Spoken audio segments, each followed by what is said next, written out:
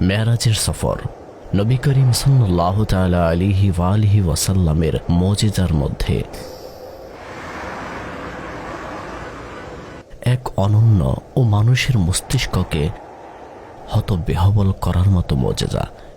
এই সফরের মধ্যে তিনি সাল্লাল্লাহু তাআলা আলাইহি ওয়া আলিহি ওয়াসাল্লাম বিভিন্ন স্থানে অবস্থান করেন। سبحان الذي أسرى بعبده ليلا من المسجد الحرام إلى المسجد الأقصى الذي باركنا حوله لنريه من آياتنا إنه هو السميع البصير। মেরাজের বিভিন্ন স্তর। প্রথম অবস্থান স্থল হযরত উম্মে হানি রাদিয়াল্লাহু তাআলা আনহার ঘর থেকে শুরু হওয়া মেরাজ সফরের প্রথম অবস্থান হচ্ছে মসজিদে হেরেম, যেখানে হাতিমে কাবায় বক্ষ বিদীর্ণ করা হয়, অর্থাৎ পবিত্র বক্ষকে কণ্ঠস্থি থেকে নিয়ে পেটের নিচ পর্যন্ত বিদীর্ণ করা হয় এবং জিবরিল আমিন আলাইহিস সালাম প্রিয় নবী সাল্লাল্লাহু তাআলা আলাইহি ওয়াসাল্লামের পবিত্র হৃদয়কে বের করে আবে জমজম দিয়ে ধৌত করেন। অতঃপর জ্ঞান ও প্রজ্ঞায় পূর্ণ করে পুনরায় সেই মোবারক স্থানে রেখে দেন।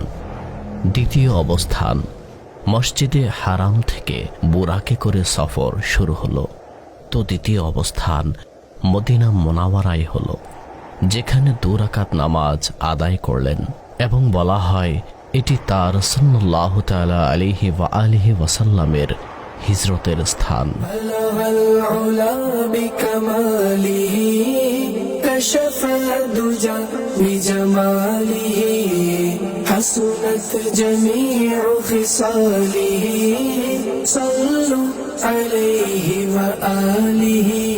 তৃতীয় অবস্থান সিনাই পর্বতে হয়েছে, আর এখানেও 2 রাকাত নামাজ আদায় করলেন।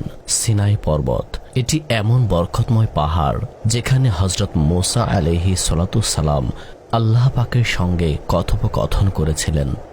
চতুর্থ অবস্থান সেখান থেকে সামনে প্রিয় নবী সাল্লাল্লাহু তাআলা আলাইহি ওয়া আলিহি ওয়াসাল্লাম বাইতে লাহাম, যেখানে ঈসা আলাইহিস সালামের জন্ম হয়েছিল, সেখানে অবস্থান করে 2 রাকাত নামাজও আদায় করলেন।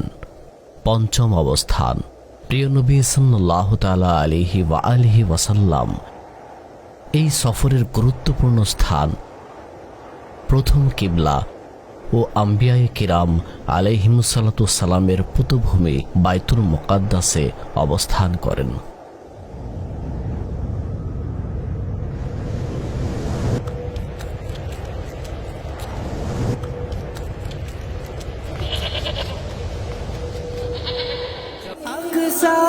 বাহন পৌঁছে যখন জিবরিল বলেন তাকবীর, সেখানে পড়লেন নামাজ সব নবী সেথা সুলতানের রাসূলের পিছনে। এবং বাইতুল মুকাদ্দাসে সকল আম্বিয়ায়ে কিরাম আলাইহিমুস সালাম হুজুর সাল্লাল্লাহু তাআলা আলাইহি ওয়া আলিহি ওয়াসাল্লামকে শুভেচ্ছা জানালেন এবং তারই ইমামতিতে নামাজ আদায় করলেন। ষষ্ঠ অবস্থান ভূপৃষ্ঠের সফরের পর প্রিয় নবী সাল্লাল্লাহু তাআলা আলাইহি ওয়া আলিহি ওয়াসাল্লাম আসমানের সফর শুরু করলেন, যেখানে প্রথম আসমানে অবস্থানরত মানব জাতির পিতা হযরত আদম আলাইহিস সালামের সঙ্গে সাক্ষাৎ ও আলোচনা করেন। সপ্তম অবস্থান দ্বিতীয় আসমান হযরত ইয়াহিয়া ও হযরত ঈসা রুহুল্লাহ আলাইহিমাস সালামের সঙ্গে সাক্ষাৎ করলেন, যারা পরস্পর খালাতো ভাই।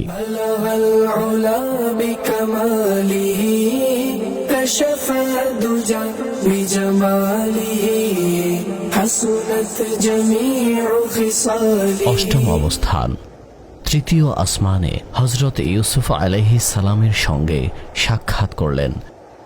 নবম অবস্থান চতুর্থ আসমানে হযরত ইদ্রিস আলাইহিস সালামের সঙ্গে সাক্ষাৎ করলেন। দশম অবস্থান পঞ্চম আসমানে হজরত হারুন আলাইহিস সালামের সঙ্গে হলো। 11তম অবস্থান ষষ্ঠ আসমানে হজরত মুসা আলাইহিস সালামের সঙ্গে হলো। 12তম অবস্থান অতঃপর সপ্তম আসমানে অবস্থান করলেন। সেখানে হজরত ইব্রাহিম খলিলুল্লাহ আলা নবীনা ওয়া আলাইহিস সালাতুস সালাম বাইতুল মামুর অর্থাৎ ফিরিশতাদের কিবলা, যা কাবা শরীফের ঠিক উপরে, সেখানে হেলানরত অবস্থায় আসীন ছিলেন। হজরত জিব্রাইল আলাইহিস সালাম হুজুর সাল্লাল্লাহু তাআলা আলাইহি ওয়া আলিহি ওয়াসাল্লামের নিকট আরজ করলেন, ইনি আপনার পিতা, তাকে সালাম করুন। তিনি সাল্লাল্লাহু তাআলা আলাইহি ওয়া আলিহি ওয়াসাল্লাম সালাম করলেন।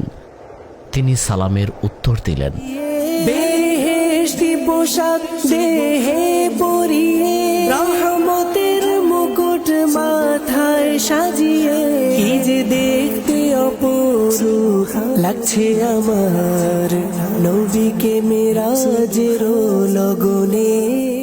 এই কথাও মনে রাখবেন, প্রত্যেক আসমানে যে সকল নবীগণের সাথে সাক্ষাৎ হয়েছে তারা সকলেই প্রিয় নবী সাল্লাল্লাহু তাআলা আলাইহি ওয়া আলিহি ওয়াসাল্লামকে মারহাবা বলে স্বাগত জানালেন। 13তম অবস্থান অতঃপর তিনি সাল্লাল্লাহু তাআলা আলাইহি ওয়া আলিহি ওয়াসাল্লাম সিদরাতুল মুনতাহার নিকট তাশরিফ নিয়ে গেলেন। এটি একটি জ্যোতির্ময় বড়ই গাছ, যার ফল মাকামে হিজর এর মটকার ন্যায় বড় বড় এবং পাতা হাতির কানের ন্যায়, যার শিকড় ষষ্ঠ আসমানে ও ডালপালা সপ্তম আসমানের উপরে। সিদরাতুল মুনতাহা জিবরিল আমিনের শেষ সীমানা। আজ আকাশ কত উজ্জ্বল, তারকারাজি জ্বলে গগনে, মাহবুবে খোদার আজ আগমনে, হাবিবে খোদার শুভাগমনে। অতঃপর পরবর্তী সফর হুজুর সাল্লাল্লাহু তাআলা আলাইহি ওয়া আলিহি ওয়াসাল্লাম একাকেই সম্পন্ন করলেন। 14তম অবস্থান সিদরাতুল মুনতাহার পর হুজুর সাল্লাল্লাহু তাআলা আলাইহি ওয়া আলিহি ওয়াসাল্লাম এগিয়ে গেলেন এবং মাকামে মুস্তাওয়ায় অবস্থান করলেন। সেখানে তিনি সাল্লাল্লাহু তাআলা আলাইহি ওয়া আলিহি ওয়াসাল্লাম কলমের আওয়াজ শুনতে পেলেন। এগুলো সেই কলমাদি যা দিয়ে ফিরিশতারা প্রতিদিনের আল্লাহর নির্দেশাবলী লিখে থাকেন এবং লৌহে মাহফুজ থেকে এক এক বছরের ঘটনা ভিন্ন ভিন্ন রেজিস্টারে লিপিবদ্ধ করেন। অতঃপর সেই সহিফা শাবানের 15তম রাত সংশ্লিষ্ট নির্দেশাবলী ফিরিশতাদের হস্তান্তর করা হয়। 15তম অবস্থান মুস্তাওয়া থেকে সামনে অগ্রসর হয়ে আরশে ইলাহিতে পৌঁছলেন। আরশ এক মহিমান্বিত জ্যোতির্ময় সৃষ্টি। আয়তনের দিক থেকে আল্লাহ পাকের সকল সৃষ্টির মধ্যে সবচেয়ে বড়। 16তম অবস্থান অতঃপর প্রিয় নবী সাল্লাল্লাহু তাআলা আলাইহি ওয়া আলিহি ওয়াসাল্লাম আরশের চেয়েও উপরে তাশরিফ নিয়ে গেলেন। আর সেখানে তাশরিফ নিয়ে গেলেন যেখানে স্বয়ং কখন, কোথায়, স্থান, সময় সব কিছু নিশ্চিহ্ন হয়ে যায়। এজন্যই তাকে লা মাকা বলা হয়। তোমাকে গিয়ে সিদরায় জিবরিল বলে, এক কদম যদি যাই সেখানে, জ্বলে যাবে আমার পশম ডানা। তাই রয়ে গেলাম আমি এখানে।